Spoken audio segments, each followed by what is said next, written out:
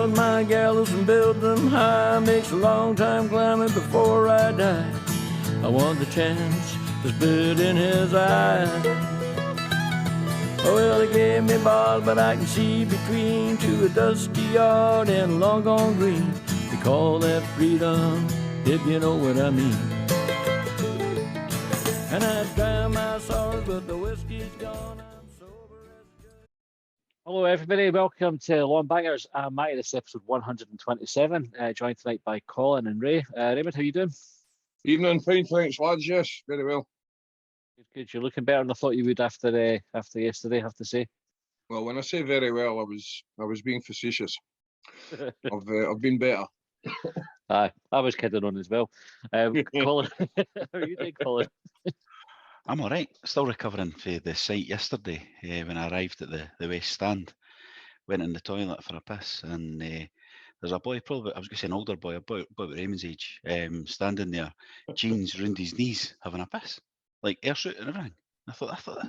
I've seen that since a baby used to do it. I'm like a wee laddie would do it, a grown man, like in late 50s. Right. So I think I've said this before, when we went to Munich for Oktoberfest. Was it Munich we went to? Aye.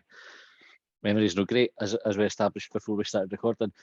We were in the airport lounge at Edinburgh, and we booked the lounge, and we were having drinks and snacks. And my mate Stevie went to the toilet, and as he went in, my other mate Alan, who knew Stevie would be coming pretty much at the back of him, was just stood at the urinals. But that was like fucking in the middle of the airport, but he had his trousers around his ankles and that. I remember saying that now.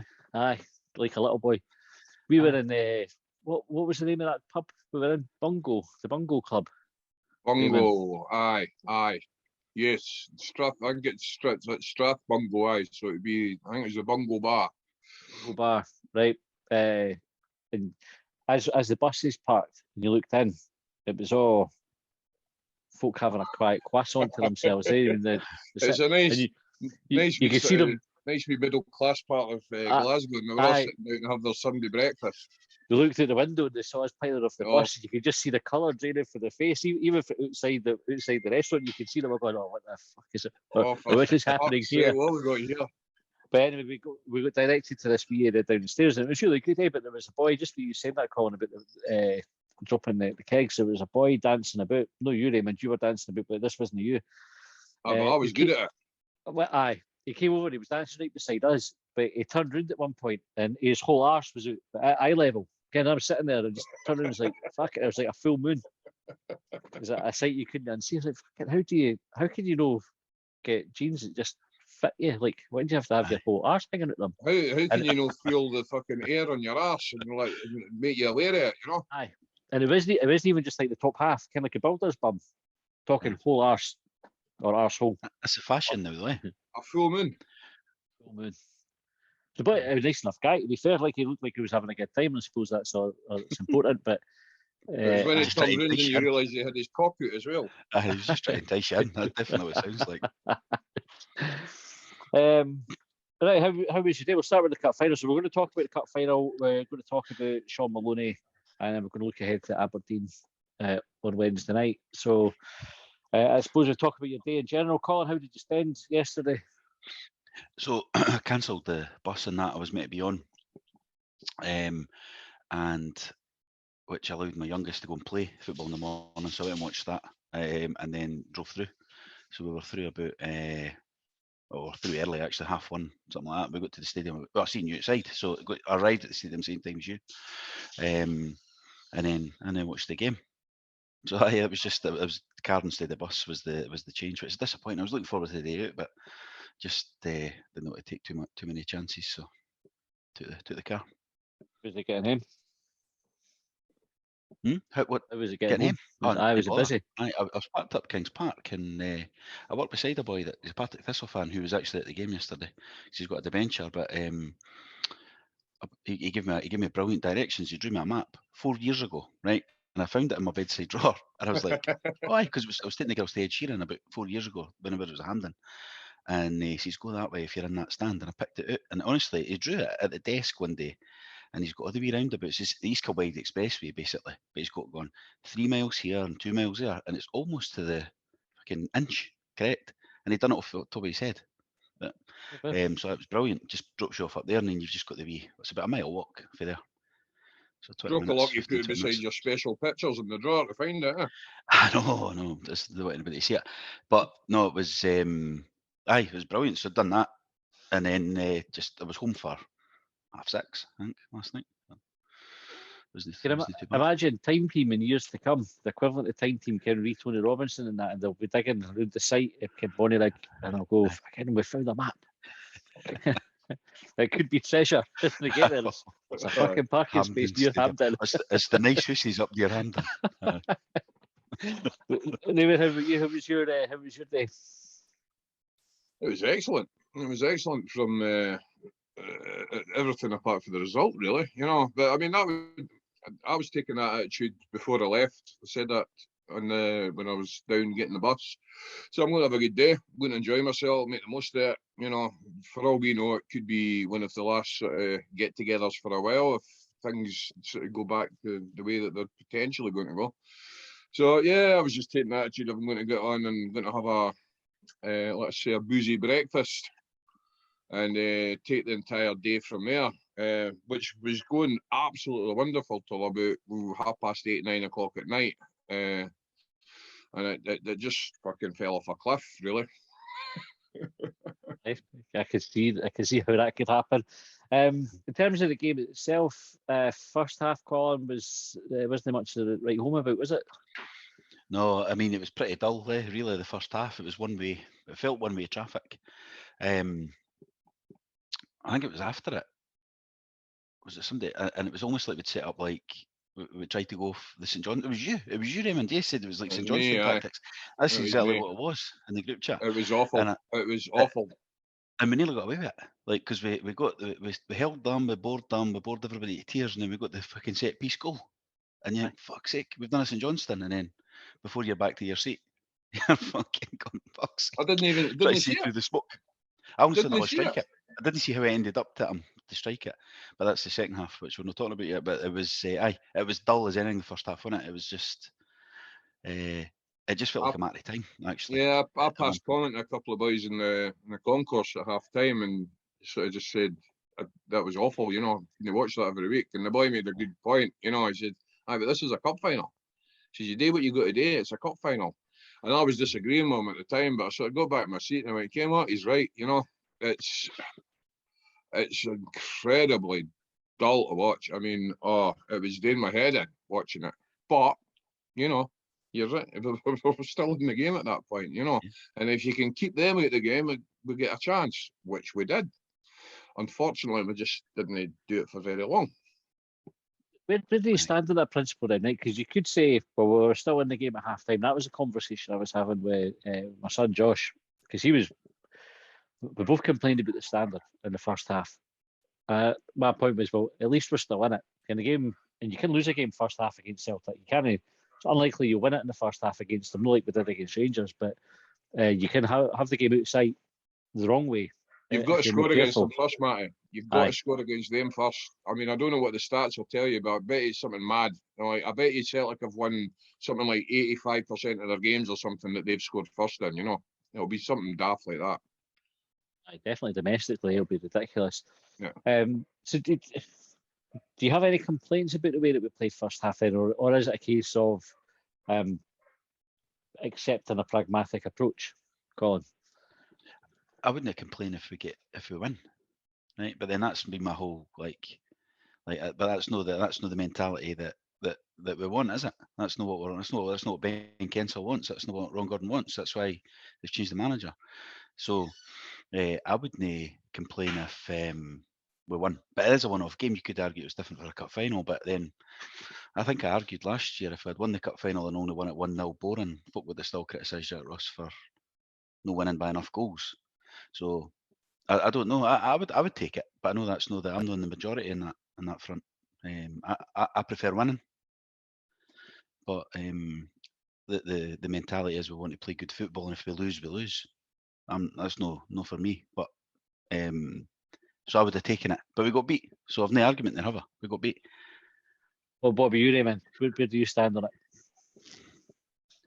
At the time when I was there, I was dead against it. But you know, I was lightened up a little with I was happy now of a drunken haze and all that. So I was getting fed up and pissed off with it. But you know, cold light of day, sobriety, it makes perfect sense to try and remain in the game for as long as you possibly can. See, you know what? The second half, they were much better. They went and had a wee go at them, and that's what I would have liked to have seen throughout the game. But you know, would you have had the same game? Would you have gone in at, you know, half time at 0-0, or would you have gone at half time 1-0 up? Who knows? Down. The what? Or 2-1 down. 2 or 3 down. Well, Do you know, well, we Well, I played mean, that we half saw what and we happened were to us 2-1 at Easter down. Road when we allowed them to come at us. But now we did the same thing there at Hampden. We allowed them to come at us, but what we kept doing was we kept pushing them wide and forcing them to play crosses into the box, things, you know, try to play that ball that way. Now, there's obviously that's no use for the wee fella they've got up front. So from that point of view, we played the game well. It's hard. It's a hard watch. It's interesting the way, because I'm not trying to turn the argument back around here, but Jack Ross wouldn't have set up like that in the cup final, would he? I wouldn't have thought so, no. And yet he lost. That's why he lost his job for being too negative. We were more negative yesterday when he wasn't there. But, yeah. Aye.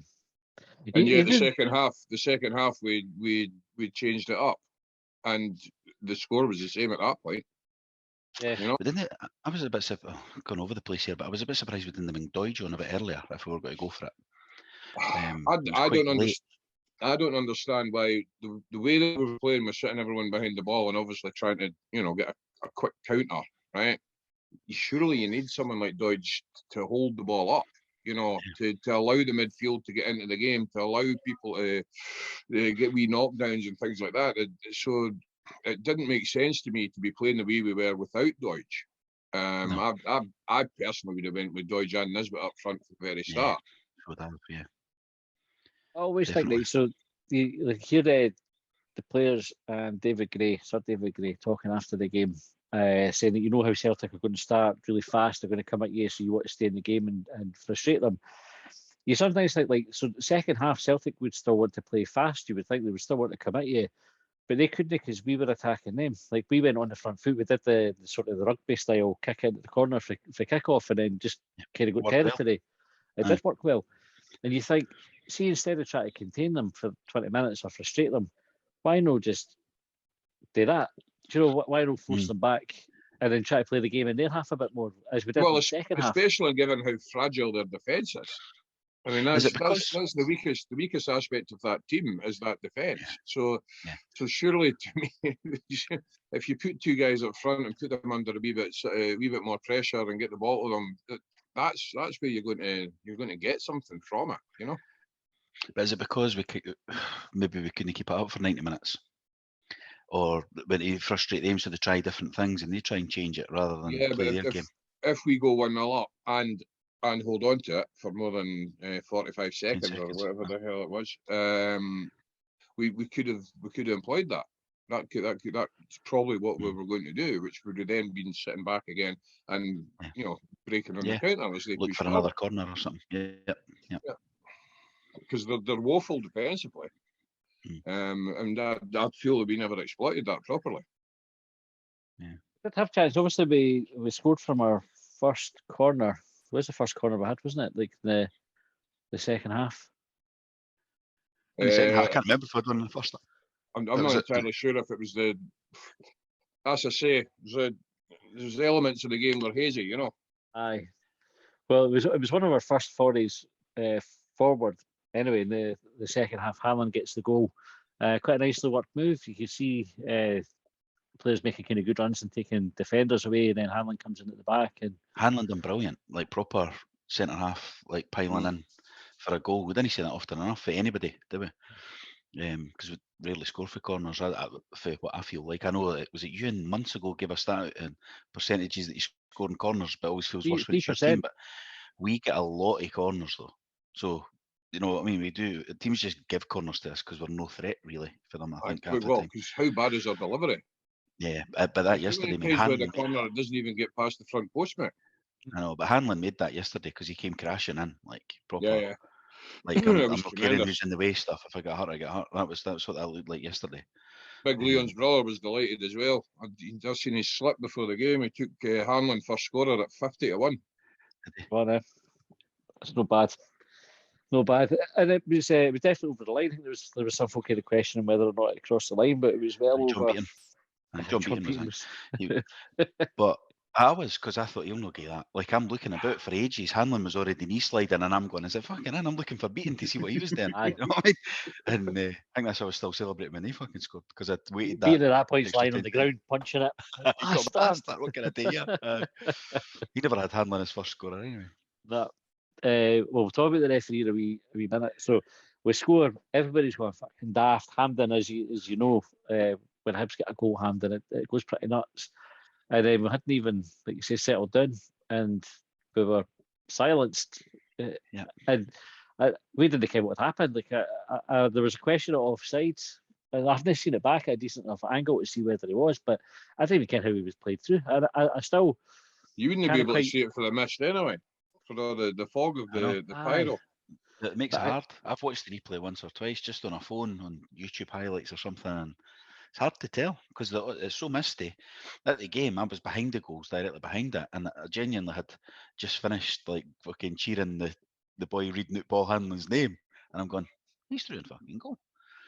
And I hadn't seen it before, but on the YouTube highlights you see it, and it's all foggy or smoky, and you didn't really see the ball getting played, so it's really hard to say if it's onside or offside. Yeah.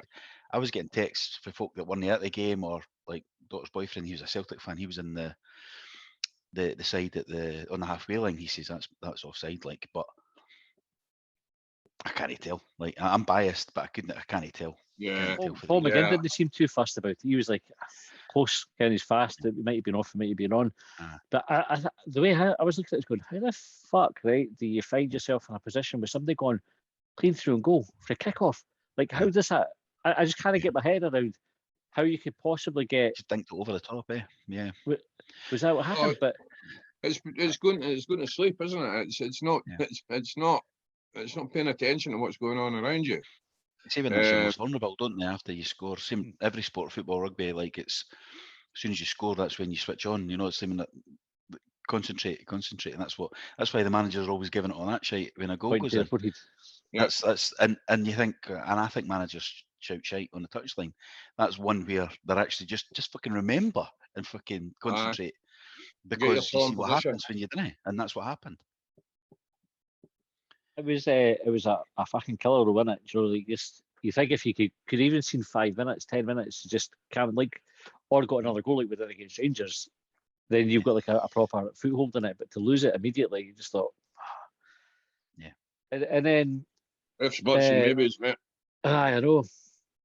Now I'm trying to remember the order they play for the top of my head. I think Nisbet had the chance when he's dribbled through a few boys and got 1-on-1 with Hart. I think he at 1-1. possibly could have squared that. Yeah, I think he could have scored that. I said that at the time, but you can't blame him for shooting either. Can No, you? Not at all. no. It would have But been some goal. I think the he'd scored squaring it is the correct option, but you want a goal scorer to be going 1-on-1 with the goal to be shooting, really. But I think I can't think who was in the middle, if it was Boyle or no, but somebody was in the middle, and you think square it. But I think He's there a- was he's a maybe even striker. two of them in the middle, but there was also Celtic defenders there and thereabouts. So, you know, it's easy saying I square it, but just a wee toe in it just to take it away, you know, you don't know. Aye. I think Nisbet done the right thing to shoot. Again, like the same as you call. I think if you've got a striker who sees the whites of the goalie's eyes, if you're in that position, you've got to have a go. And he made the goalkeeper work as well. Like it was a save. It wasn't like he missed, but really he's got to score that. And then the referee gets a foul against Paul Hanlon out on the touchline. Aye. I had never a foul. It was right in I front of think us. so. Hanlon's just Yeah. won the header. It's not even like, can you see somewhere it's like a big push in the back or they're climbing on top of them or whatever. It was just like a header that you see one, okay, 20 times in a game of football. And you don't even look boys twice at it. the boys did what loads of them do all the time, which is as soon as they feel any form of contact in their back, they just crumple. And then it's then up to the referee to decide whether he's at it or whether there's been a foul committed. Referees not seen that back. there was a foul committed. Yeah, I've not seen it back, but at the time, and I was behind the goals. I'm saying that's never a free kick, right? And I ken it's a cup final and you're emotional and all that, but I was going never a fucking free kick. That was before they scored. Never Yeah. like even if we defended it. The way I was would shouting, put it, never. Colin, is if it was the other way around, there's no danger of you getting a free kick from that. No chance. Well, Dodge would get the free kick against him for that. Yeah. Aye. Obviously, Celtic take the free kick. Again, that's another one. I'm still shouting with the free kick, and then look up and you go, "Oh fuck, he's lobbing the keeper." Yeah. And against the defence switched off. But I don't know if you caught Paul McGinn's interview after the game, where he was explaining why he was unhappy with it, and the fourth officials get the board ready to make the sub. Hibs have signalled that they wanted to make a change, and the referees let Celtic take the free kick quickly and go through and goal. Now, All right, you can counter that argument and saying, well, Alan's not even stripped. He's not even at the side of the pitch. So, but how often do you see that in the way? But it's up when to the us board goes up. to be aware. You know, it's all well and we're trying to blame the board, the officials, and all the rest of it. At the end of the day, we've switched turned off. Absolutely, it's responsibility there. I need it, but it's play the whistle and all that. It's a distracting thing, and then beating just like you hear what he said to me again. He said, "You've been playing long enough. I didn't need to blow the whistle." That's what he said to me again. And it's just that fucking patronising head teacher style arrogance. Aye, that he's a prick. That's all I've got to say about him. He's an absolute prick. But aye, they should have defended. They should have. I think that's what he said. Murphy didn't stand over the ball as long as he would have because he was a sub, so he's come back. The goalie's out talking to the defenders about how to defend it, and before he knows that, he's getting lobbed, and everybody's going, "Why is he off his line?" You're like, Murphy has to stay over that ball, right? Yep. No matter what, he's got to stand over that ball until the referee moves him, right? Because no matter what, that's got to be the case. So there's a fault there. There's the goalie off his line. I don't like blaming goalies, but Jesus, what's he doing out there? What is he doing out there? He was talking to the defenders. That's what I can say. Like saying how to what we're going to do defensively here, because we are shite at defending. How do we find ourselves with a 2 metre tall keeper getting lobbed? You know. Aye, because it's funny, right? So we were saying that, and I was saying there about the Partick Thistle fan that was there. He was up in he's the bencher seat in the Celtic end of the south stand, and he was saying he texted me last night saying hard lines and all that. It was just a brilliant bit of skill that beat you. So that's what a neutral. It's a good finish. Aye, I mean, right, but we would say we always look to blame somebody, don't we? And it was the whole defence switched off because there was a sub coming on. Now, that's not to say they're right to switch off, but that's what happened. McGinn made the point that later in the game, the referee stopped it for Celtic to make their sub when they were wanting to play. So that is what angered him about it. It was just a frustrated moment. Like, it's criminal. The 2 goals that we conceded, I thought were criminal. To switch off the way that we did. Sums the defence up, though. Sums the defence up. Yes. This season, the defence has been shit. The defence needs changed drastically. I think that's a priority for Maloney then. First priority, sort that defence out. Whether it be 2, 3 or 4 of them, needs sorted. Aye. There's a minimum 2 need changed out of that 4.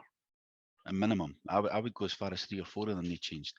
Centre halves massively need massive improvement in the centre half positions, and then we can start on the full back. Stevenson's actually coming back at his age with the amount of goals, games he's played and all that, actually making a difference defensively. You know what I mean? We're actually going back the way. It's incredible. It's just it's terrible, the defence. Stevenson had a cracking game. To be fair, so he was up there. I noticed who was it? Maybe Craig Fowler for the Terrace was saying he thought Hamlin was probably Hibs man of the match, despite the mistakes. I did think that, apart from the goals, aye. So he scored a goal, done it really well. I thought he had a good game, and he probably was your best player. But then you look at the 2 goals and you go, well, defensive mistakes for the 2 goals. Yeah. So and we are a team. It's a collective. I can try and single individuals a lot of the time, but collectively, defensively, we're shite. That's the best way of summing that up, actually, to be fair, because you can't turn around and say one player was at fault for those goals. The entire back line was at fault for those goals. And the goalie, including the goalie. And All of them, all 5 of them. Yeah. Yep. So, yeah. I mean, that comes down to And some awareness. of the midfielders, as you say, and Murphy, and the midfielders, because surely, so you always get told play the whistle and all that, right? Surely, so the defence will switched off, but the midfield not gone. They were fucking switched off and running over to try and cover it. Or, you know what I mean? Like somebody. Yeah, but I mean, it's Not one of them. proper schoolboy stuff. The fact that a player's not stood over the ball, that Yep. all these little things all coming together. The referee not giving us the advantage, but the referee's supposed to give the advantage to the attacking team in situations like that. He's just supposed to allow the play to flow. The thing is, he wouldn't do it at the other end, would he? That's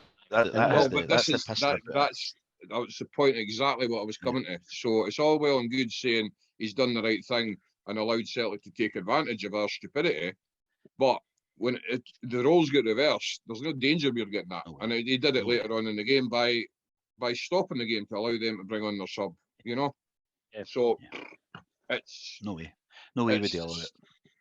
Talking about Jamie Murphy, it's something we didn't really do in the podcast. I think the whole time we've been running as kind of single players out and everything, but he was shite, in my opinion, on Sunday.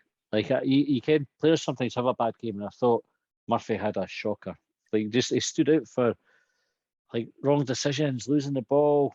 I think there was challenges he was kind of no shiting out of, but you know when you can see a player that is fully committed to going in to win a ball, and then you see a player who isn't. But he was definitely the latter. Like he just, I don't know. What do you think of Murphy and his role in the Hibs team? I quite like the way he can go by guys. I think it's funny. He's like the opposite of a big game player. As soon as it's a big game, Wee game player. Aye, game player. Whatever we class a wee game nowadays. But he is better in the games against Ross County, St Johnstone, than he is. Well, St Johnstone a big game, I can't mind. But like Ross County in that, he's better against them. But when it comes to Hampden, he's just fluffed it, hasn't he? More than once now. And I can't remember him beating the fullback at any point. I've no doubt somebody will prove me wrong, but I can't certainly recall him beating the fullback.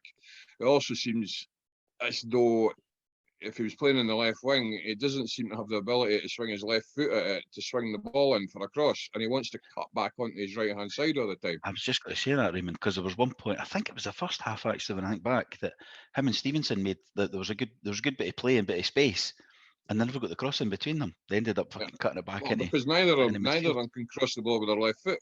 Aye, they both, and the crowd went, oh, a big groan, like it was one of the. I think it was the first half. Sure, it was the far end for memory, and you think they just blew it. But I mean, I'm not as critical. I'm not critical, really. I try not to be critical too much of them. I'm just like the whole defence, but I didn't try and single out individuals as much. But even I went yesterday. Well, he just get fucking Murphy on and get Doige on, or whatever he's going to do. Like this was it, like way earlier than he actually done it. Yeah, I agreed. I'm loath to start picking on people because it's dead easy to do. You know, it's a team game as well, isn't it? You know what I mean? And there's loads of factors coming to help him out. But he was wow. You know, just wow. I think your man Muller's our left winger, is he? No, is he playing the left? Right across the front. Right. Okay. Well, he better be able to play for three of them as well. I heard he was quite animated in the stand yesterday. Actually, I don't know if he was near you guys, but he was over in the south beside my brother-in-law. He was up and doing. I was up in the south. He was effectively on a row about 10 seats along. Just we're separated by the barrier. He was quite animated. More animated than Murphy. Aye. Well, you wouldn't want Murphy running about winging his arms and that about, would you? You wouldn't want that. You would want him doing his job on the pitch all the time. Sometimes. We kind of touched on it already with John Beaton. So obviously a big moment in injury time where there's a big penalty shout Porteous gets pushed by Starfelt. Nisbet wins the header, I think, comes off the post, and then Hanlon smashes over. Was that the second time we hit the post? We hit the post before that as well, didn't we? No, I think so. No, I can recall. I thought we'd hit the post twice in the game. Anyway, Hanlon hits Nisbet hits the post. David Gray says after the game that he didn't think the foul on from Hanlon was a foul that led to Celtic's second goal, and he said if you get that as a foul, though, how can you not get a penalty? Yep. Any arguments from that point of view? No. No. No, I was right, but it was right in front of me, obviously, where I was sitting, and I only seen the ball hit the post after Nisbet headered it, as you just told. I didn't care it was a header. I just knew it hit the post because I was shouting that much for the penalty at the time that I didn't see what happened after it until I saw Hanlon blasting over the bar.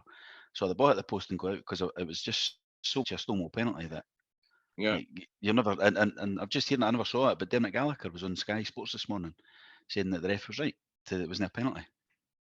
Watch Mikey Stewart. Watch the Premier Sports highlights back. I've only seen the clip yet. Mikey Stewart goes penalty. He's screaming for it. Before Eddie hits a post or rebounds or anything, you just hear his commentator go penalty. I was like, who's go commentating? Must be happy. And then I realised it was Mikey Stewart because he was like, that's as much a penalty as you'll ever see. But then of course Dermot Gallagher just goes on Sky Sports and agrees with the referee every week. Yeah, that's his job.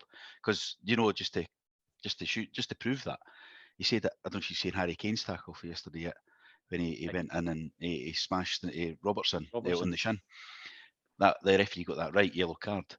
But Dermot Gallagher, when Ryan Porteous got sent off at Ibrox, says the referee was right, that's a red card. So there's a direct comparison where you go, so that's a red, that's not a red. How the fuck do you come to that decision? Oh, because you're agreeing with the ref on every occasion. So why is Sky Sports paying that kind of money? That's what they do. That's they close ranks, don't they? You know. Mental. And that's the frustrating thing, because that was a Stonewall penalty. It was never a free kick.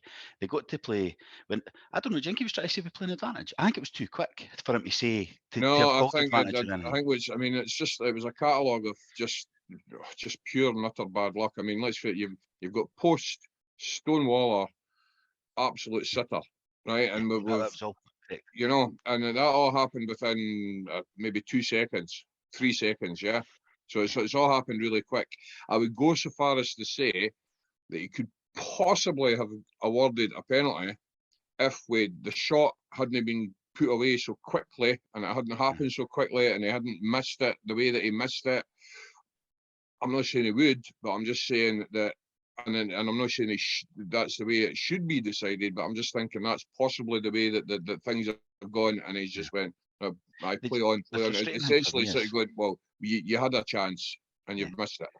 They just close it down, though. They just close it down. Gallagher goes on Sky, agrees with it. They get the Rangers and Celtic fans panel on Premier Sports to say to no talk about it. I've not listened to Sports Sound for the night. They'll get a brief passing. It wouldn't have affected the game or whatever they'll say, and it gets swept away and brushed away. Anybody, I'm not on social media, but like what I've heard is they'll put it on social media.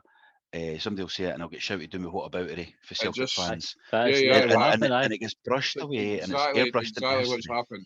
So nobody's prepared to stand up and say aye, because all that happens is they just get absolute pelters continually the whole time, because that's the way it is. There's more of them, and that's what they do. And that's just what we can't. I mean, how are we going to? We can't. We moan about it. It looks like sour grapes, and they go, we should have a penalty. And they're apparently claiming for a penalty in the first half that I can't even remember. It was that. McGinn on who's the fullback? Taylor. Aye. Right. If you watch it, the ball comes in. McGinn's at the back of him, and there might be contact. There might no. It's quite hard to tell for the footage, but it's like one of those where McGinn almost stumbles over Taylor. Taylor stops, slows down. Aye. But McGinn sort of goes in the back of him a bit. But they do that, right? Because I was getting frustrated with, like, there was a couple of times Joe Newell got cut out by Rogic, the same position twice. Rogic was just looking for us. I actually shouted before he fouled him. Didn't he fucking do it?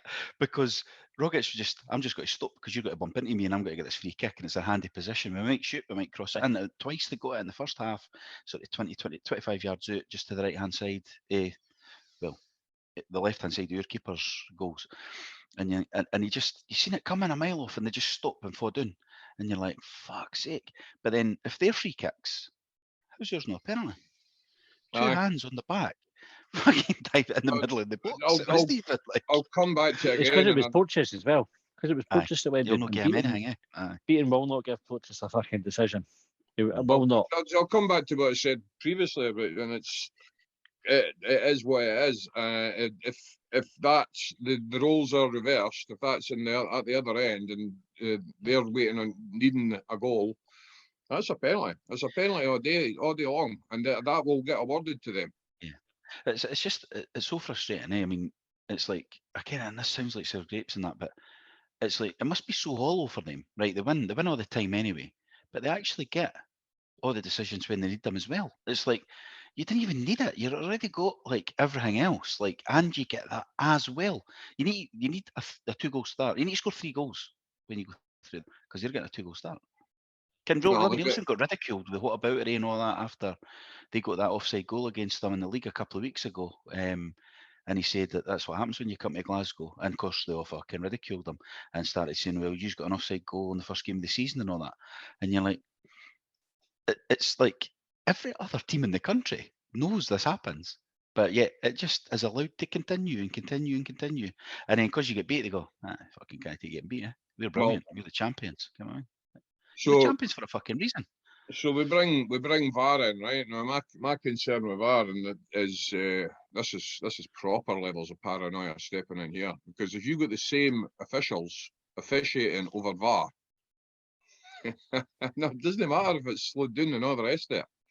They'll still be looking to try and make this. You take for instance Porteous's red card, right? Now everyone's looked over and over it, and they've all gone, but someone's saying it's a red, someone's saying it's a yellow, someone's saying red, right? If you've got the same officials looking at that, and they can't everyone can't decide after all this time, other than Rangers supporters, right, and Hibs supporters on the other side. You got those same people making those decisions. They're going to go, what did the ref say? I said it was a red eye. Well, we concur. Yeah, that's a red eye. Because that's an obvious error. But the thing is that if VAR would get ridiculed, though, you know what I mean? There's more like chance at it. Like I know yesterday's not a great example, because when I got home, I watched the highlights of the Tottenham Liverpool game, and they got a couple wrong there, and Klopp was gone mad. But if you didn't get a penalty like that, I ken Dermot Gallagher's like said it wasn't a fucking penalty today, but he always agrees with the ref. That's always a fucking penalty. Like 99 times out of 100, or 999 out of 1,000, that's a fucking penalty. Like, and if VAR didn't give that as clear and obvious, then you would just tell them to turn the telly off.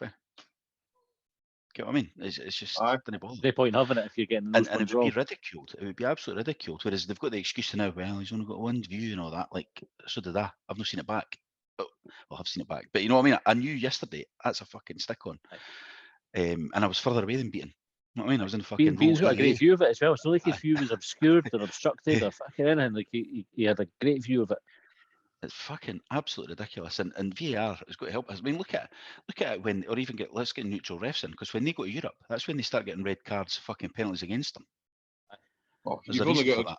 You've only got to look at Rangers' disciplinary record in Europe to see the difference. I don't think. And Celtic will be the same. You know what I mean? And that's the thing. I don't think they've had I don't think Rangers, for instance, have had a player sent off in God knows how long domestically. And yet they get yellows and reds all over the place in Europe. I wonder why, eh? There's a table.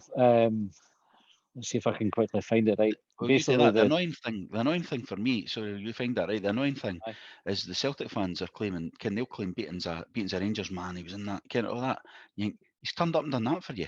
Partly probably so that if you had gave a penalty in the last minute, that would have just fueled that even more. Even though it's a fucking stick-on penalty, he can't give it because he's going to get hounded by these cunts when he gets him. So they'll still call him a Rangers man. And no. He just loves both of you. He just wants to give you everything because that's the easy life. That's the easy life. If he doesn't give any big decisions against Rangers and Celtic, he's fucking sorted. He's getting the League Cup finals. He's getting sent to fucking referee FIFA games. It's a fucking disgrace. Really is. He's not getting folk tanning his windows and all the rest of it. Right. Yeah. The table was looking for, right, fouls per card. right? Mhm. So St Johnstone are at the bottom of this table. They get a card every 4.3 fouls. Aye. Then Dundee 4.9, Hibs 5.1, equal with Dundee United. You get the other end, right? So Rangers 6.9, Celtic 11.5.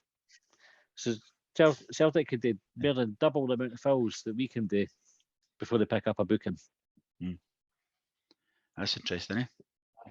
It's Very probably not interesting. anything what we didn't expect. Like, I mean, it was surprising yesterday they got the first booking because obviously Stevenson cluttered the boy early doors, 3 minutes in, which we've Aye. all said before. That's what you do in a cup final. You've got to go and smash somebody early doors. Yep. Because you got away with it. Generally, Hanlon got booked because it was against Rangers, but normally you didn't even get booked. But then they got a boy booked maybe 15, 20, 25 minutes in. And they were shouting first tackle and all that, and you're like, no, it's fucking 20 minutes in, mate. That's when the rules start applying. Aye. But other than that, I mean, it doesn't surprise me, these stats at all. It's just And it's not even, demoralising. aye, it's not even then like, oh, Celtic are fouling less, so they get fewer bookings. You go, no, they're fouling, Get more same as opportunities. everybody else, but they just get away with it. And Celtic did foul. I mean, they had wee niggles all the way through the game as much as anything. And the wee forward, I forget his name, the boy that scored the goals, is it Kyogo? Kyogo. I mean, he was chucking himself down. I think you made the comment, Colin, about whether he was injured with an ear infection. Aye. Something that affected his balance or something, because he was at it all through the game. But then the manager cleared up later. It was because he only had one leg, so it was obviously he just runs in circles as well. He was only playing off one leg. But there was one at the end of the first half, just before half time. The ball came over. I think it was a free kick or a corner, just a cross, and he jumped up and he landed and he just crumpled to the deck. And you're like, "What the fuck are you doing?" Like it was bang on half time because you seen Newland that over him at half time, presumably calling him a cheating cunt or whatever it was. Porteous was going rage at him. And you think, fucking hell, the referee needs to like pick this boy up. Like it's not the first time he's done it, and all he's done there is jump and land. And he went, "Oh fucking hell, a penalty!" No, you've just jumped. I saw a boy on Twitter today claiming that he's being picked on, and they're trying to drive him out of Scotland. That's when he's getting picked on specifically, and he's no any worse than anyone else, and yada yada yada. And I'm going, is that what? Yeah, that's a level of paranoia that makes my fucking my VAR question on another level. He's no need to drive him in Scotland to be able to swim. There was Brian in the group chat says the boy behind him shouted, "Remember Pearl Harbor?" Right, so obviously it's just a racist shout anyway. But we were kind of going, well, the Japanese won Pearl Harbor. That's like, if you're going to shout something racist, at least be kind of accurate with what you're shouting. And then we looked up, and there was, I think I'm telling you this is just like, it made me chuckle earlier on. There was a list on Wikipedia, casualties and things that lost, and the Japanese lost 9 midget submarines. And I didn't care if that was a politically correct thing to call them, or if that was racist or anything. I was just like, a midget submarine. I quite like the idea of it though. Well, I don't know what's the difference. Normally 2 men in them. Aye, is that what it is, David? Is it? A midget submarine got 2?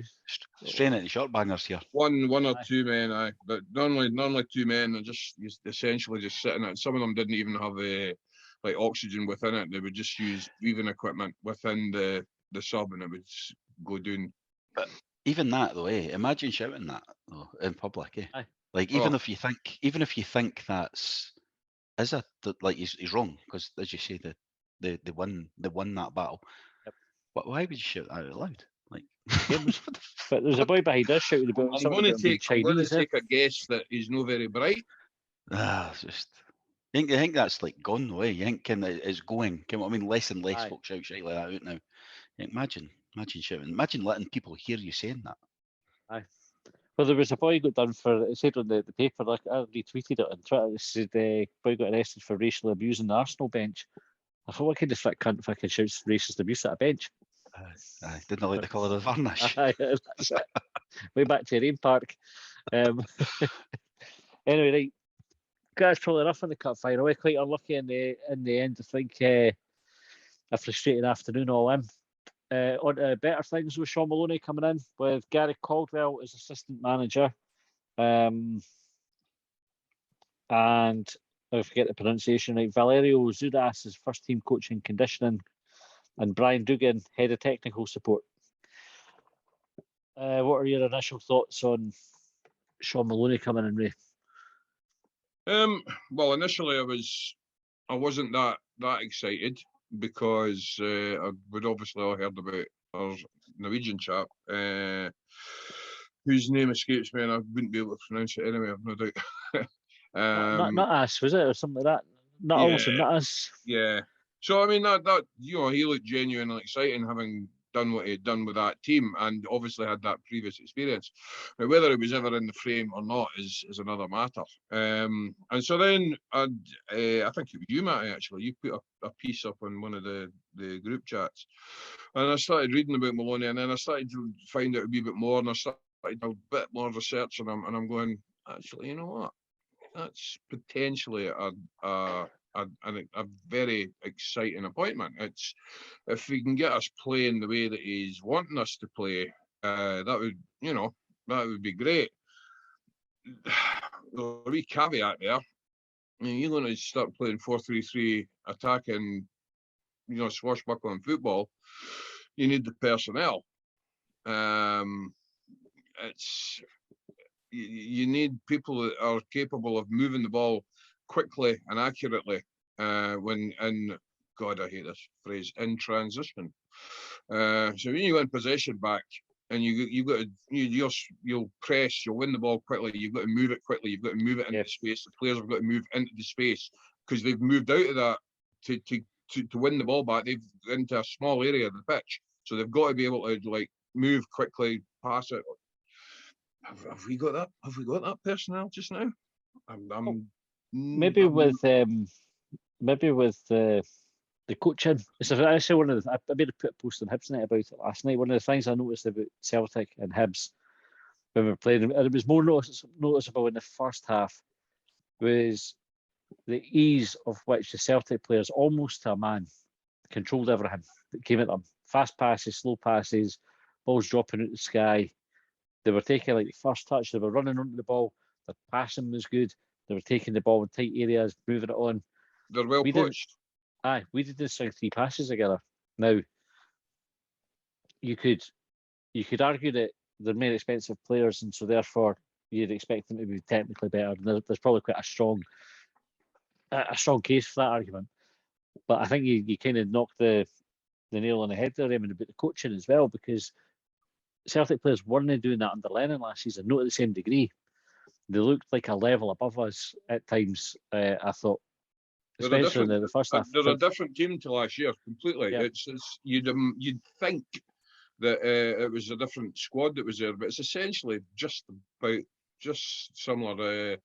Japanese lad, Portuguese lad. I think that's your 2 main differences as far as I can make out. I think everyone else was there or thereabouts, or youth team, and so that what he's done there is nothing short of remarkable. So that being the case, who's to say that Shaun Maloney can't come in and start doing something with what we have already? I don't know. Time will tell. And Maloney, I was watching a wee bit on Hibs TV before we came on, Colin, and he was talking about his coaching background, saying that he wanted to do something different to the SFA courses, which is predominantly what we see with our coaches that have taken over for Hibs. I think they've all been through the SFA one. He went through the Johan Cruyff Institute. You think that will have much of a difference on how he sets up the team or what he does for them? Do you know? Facts. I guess he's got to probably have to look at he's got to be relying on David Gray and that, innit, to say, well, what have we got here? What formation? I can't see Wednesday night being like an instant change of formation. Even never mind the players are not going to change because we've not got any other players. So he's got to come in. I think he said that, and I saw Luke Shanley interview him at 5:30, 6 o'clock on the telly, and he was talking about how obviously Kensel and that, and they're telling him and saw about the style of football and that. So that's what they've went and approached him as well. Did you? I don't know if you've picked that up. Yeah, I picked up on that. Aye. He wasn't applying. They went to him.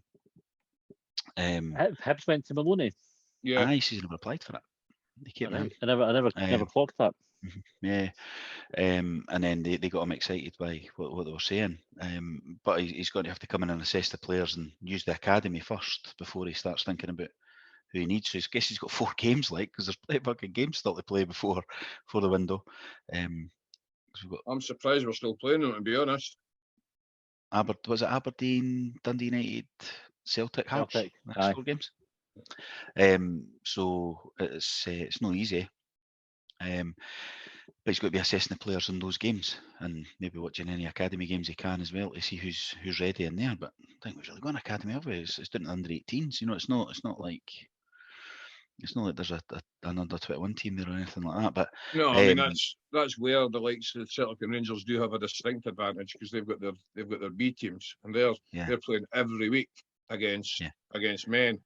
Albeit, you know, down in the, was it the lower league, isn't it? Lowland. Lower league. However, it's experience against men every week, and by the time you're a 18, 19-year-old lad and you've played games like that, it just preps you so much better for coming You've got to be playing against men at that age. You've got to be playing against men at that age. You shouldn't be. But whereas we're not, because we're essentially playing reserve team football, under 18 football. Yeah. Under 20s, whatever. So, I don't know. I don't know. We'll see what happens. I'm not.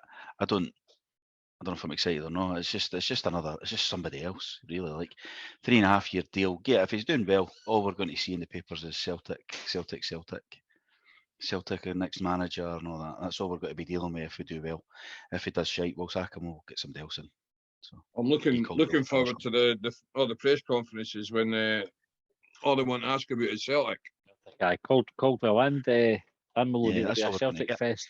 That's all we're going to get, isn't it? It's we're doing that route. It was the same with Mowbray, it was the same with Stubbs, it was the same with Lennon. I don't know why we keep going to Celtic folk for fucking managers. But Collins as well, Collins, aye. Well, aye, but he was Hibs originally. But it's just another one, isn't it? It's like, I think he mentioned, I assume it was Mowbray he mentioned in his interview, because he said I've worked for a manager who done amazing things here.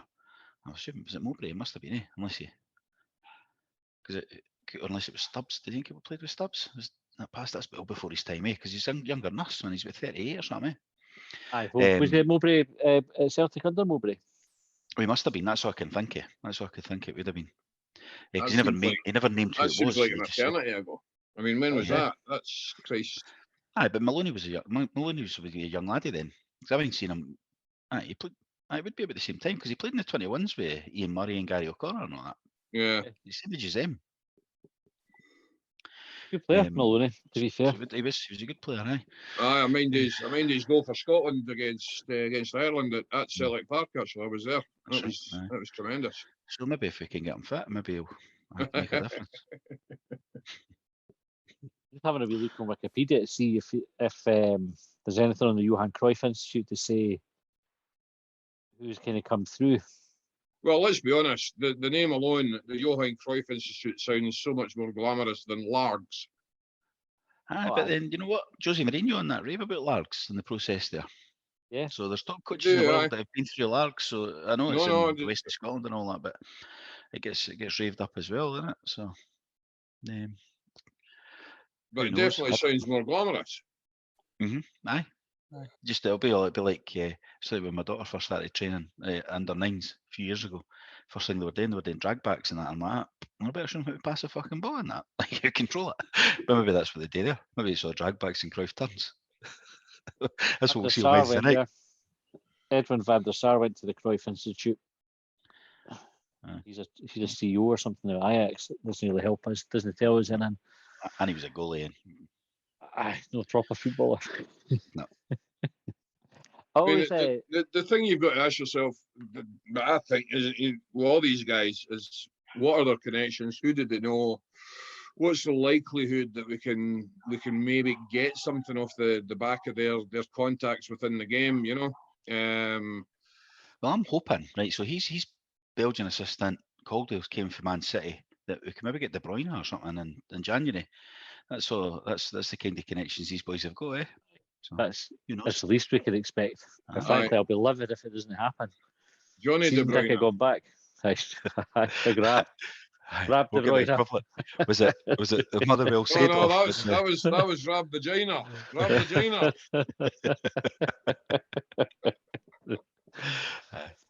Was it who was it? Was it Partick Thistle that got the boy in? It was somebody's brother. Was it Pogba's brother? And Motherwell's got a said off. St Mirren. Was it no St Mirren St that Mirren. had Pogba's Oh brother? I think. no, it was something. And somebody at Hasselbank as well. Was it Somebody Partick? There was another team in Fife that had. It was one of the. So the Fife one had an Elka's brother. It was Wraith Rovers. Had an Right. Elka's Claude and Elka, I think it was. Yeah, Uh, He kind of took over them for a wee while, I'm sure, and that's right. He's just tried to buy bringing them out, bringing in players. And then Hasselbank was at Hamilton, I think. Yep. And I think Pogba was at St Mirren. Could be wrong. They signed who was the boy that played at Man United as well? Did JJ? Aye, no, the JJ was as it's Jemba. Jimba. Was it? What's that? Aye, mental. Eh? Aye. So maybe we'll get Kevin De Bruyne's wee brother Aye. on loan or something. Who knows? I mean, I'm sure they've got contacts. Like Caldwell will certainly know who's available on loan, but then it's up to Man City see this as the level they want to punt somebody to, because that's what it's like the 3-year. Equally, loan does plan. do we have many successful loans? I'm just trying to think. I we suppose. didn't, and Well, that's if you why we can, went with it. if you Our consider Liam Henderson was a loan, wasn't he? Yeah, our last two that we've had for Man City were Brandon Barker and Thomas Akepong. No. Yeah, who are both like injured all the time, Yeah. Brandon Barker was good in spells. The other one I can't remember much about. As you Akepong was say, good, Henderson. but injured a lot. Aye. We went away for loans, didn't we? That was the strategy at that point. I don't know if the strategy is still loans or not, because we took a few loans in at the end of the window there. I don't know. Don't know what the strategy is. No, I think that the loans there were driven by necessity rather than what we were actually after, to be honest with you. A panic loan. Okay, running out of time, so very quickly, Wednesday night, we've got Aberdeen coming to Easter Road. How do you see the game going, Colin? I can't even remember how well Aberdeen have been playing recently, but I think we might bounce back. New manager, same team, same players, same formation, but come back off a cup final and cup final loss and win. We'll play experience of that. So I reckon we'll win 2-1. Raymond? Excuse me. I'm going to be optimistic and say that there's going to be goals because we're going to have a go at them. There's going to be gaps. There's going to be, So let's say 3-1 Hibs. I'll go with a 3-0. I think we'll get a clean sheet. Aye. That's a big shout. Like. I absolutely flabbergasted. We're playing two goalies. We're playing two goalies. Two goalies is new formation. It's a Belgian. Aye. Linda at the Cruyff Institute. Double up on your keepers. Just sacrifice a midfielder or a forward. We'll be all right. I think with the way the Hibs play and the way that we've been this season, we've got a couple of shite games, good game, shite game, good game, good game. I think we were sort of half and half on Sunday, so we're probably due a good game. So that's because we weren't especially good against Dundee when we beat them. I'd like to think, because he's coming in, obviously, on the promise of attacking football, and that's what the board are asking for, that he'll play two up front, like Doidge and Nisbet. I suspect he will. I think he'll play just the 3-5-2. Yeah, with Boyle out wide. That's where we were at best last season, and it's just not happened. We've just not done it this season. And I think an attacking midfielder, if he can find one, that would be ideal. Like an attacking midfielder that would threat. Obviously, we're missing it again. It's a huge loss, but that's what we need to make us an attacking team again. Boyle out wide, the two boys up front, an attacking midfielder that's got a bit of threat about them. There was a couple of times yesterday. Ken, you try to get finished up, but Doyle Hayes, he ran. I'm shouting shoot twice, and he doesn't even. It's not even considered it. No. He's stopping, turning it right to Boyle or something. You think, just fucking smash it. You're only 20 odd yards out. Like, it might take a deflection. Like, just hit it. Agreed. Agreed. Put your laces through it because it can, as you say, it can hit off someone. It can anything can. Fly in the top corner. Aye, he's well having a go. Yeah. Didn't win the Because raffle. we Didn't buy a ticket. don't have midfielders that shoot. Didn't he chip in? That's where we failed doing this season so far. Is we Equally, relied on we the don't. 3 boys up front to score all the goals last Yeah. season, and this season they've not scored all the goals, and we're not scoring any goals because they're not scoring goals. But equally, we've got an abundance of defensive midfielders, which means when our forwards break forward and if they're in wide positions and they get to the edge of the box up to the byline, cut the ball back, nobody's hitting the penalty spot. Nobody's there to hit. How Who many breaks times down? have we seen the ball go running right across the face of the goal? That's where McGuinness got a couple of goals at the start of the season, didn't he? Because Start of the some of season, the best balls that have been put in for that position this year has been by Nisbet putting them in because he gets where the ball needs to go for Aye. a striker to go on the end, and there's nobody there. Well, this is what's happening with him playing on his own. He's finding himself dropping deep to receive to get the ball to start doing things with it. If you've got Doidge up there, he can do that work and allow and either hold it up or knock the ball down to him and allow him to come into the game more effectively. So I think that's what he needs to do. I think that's what Maloney needs to do on Wednesday night. Get the two of them up there. Have a good go. I hope he gets off to a winning start anyway, obviously. Oh, it'd be, Right. it'd be lovely, aye. That's all we've got time for the night.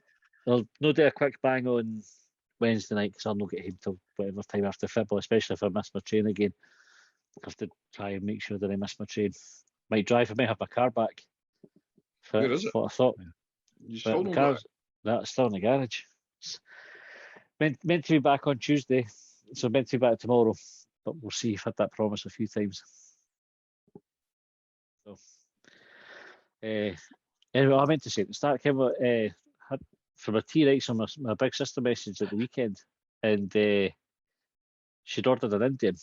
Right, so it must be one up near you, Colin, as well, because she's only around the corner for you. Yeah. They delivered it, but it delivered the wrong thing. Fucking shitloads of food. So she phoned them up and said, "You give me the wrong order." So they brought hers, but they wouldn't take. They wouldn't bother. They would take another stuff back. Obviously, you can't do anything with it. So she'd said, "I'll drop it off." She dropped it off at Jane's mum's for us to have. So the night we just had these boxes, and you didn't care what it was. It was like a curry roulette. So we just put a plate of rice and just like a bit of everything. Oh, Jack. It was superb, like absolutely superb. That is the good life. You had no idea whether it was going to blow your mouth off or kind of, or no. Just you know, you can some you couldn't tell what meat it was that was in it. It was like there was one that was like a sort of a rich green sauce. Fuck knows what it was made of. I think it was lamb that was in it, but you couldn't tell. It was just green and a bit oily looking at. Oh, fuck, lovely. So I went. There's an Indian around the corner for us. I went and got a couple of big naans.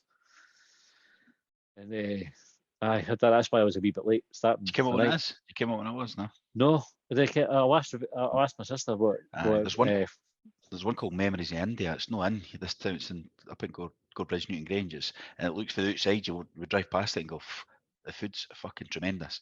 And there is a curry like that. The place that looks like it's an old petrol station or something? Aye. Just on the way along for down the Shell. Gala. Aye, that's the one. It's absolutely fucking brilliant. But you look at it and you go, oh. But my mate got me into it. He says, try it. And I was like, that's it, superb. Anytime we get one, that's where we go. Even though there's a couple closer, just get them to deliver it down. It's brilliant. Well, ironically enough, on Friday, I went into Kebab Mahal, and I've not been into Kebab Mahal for years. And I got all excited because I was going back. I was, it's fucking Kebab Mahal, it'll be brilliant. Oh, it was fucking shite. It was shite. It was such a fucking disappointment. Honestly. I just remembered we're still on air, so we didn't want Kebab Mahal to sponsor us, but Memories of India, you're welcome. Memories of India, you sponsor this Kebab Mahal. But anyway, so apparently the Mosque Kitchen across the road, that's still all right. So if the Mosque Kitchen is listening, you're good. Aye. I'd recommend a mystery curry anyway. That was the point I was coming to. It was probably one of the best meals I've had for ages. No idea what it was I ate, but it was well worth it. Anyway. I forgot you were still recording there. Aye, there we go. I thought anyway, you turned it off when I'm giving it yeehaw about curries. We're still recording now. But I thought it can't still be recording. If you've made it, nobody's going to listen to you talking shite about curries. It's the best bit. Hey, if you made it this far, thanks very much. Well done. You want to watch or something like that? You can. Right, we'll see you next time. Get your questions in for short bangers and that. Cheers. County line, I pledged upon. Well, they trailed me down when I broke free. I drank all the whiskey in Tennessee. I don't drink water, no.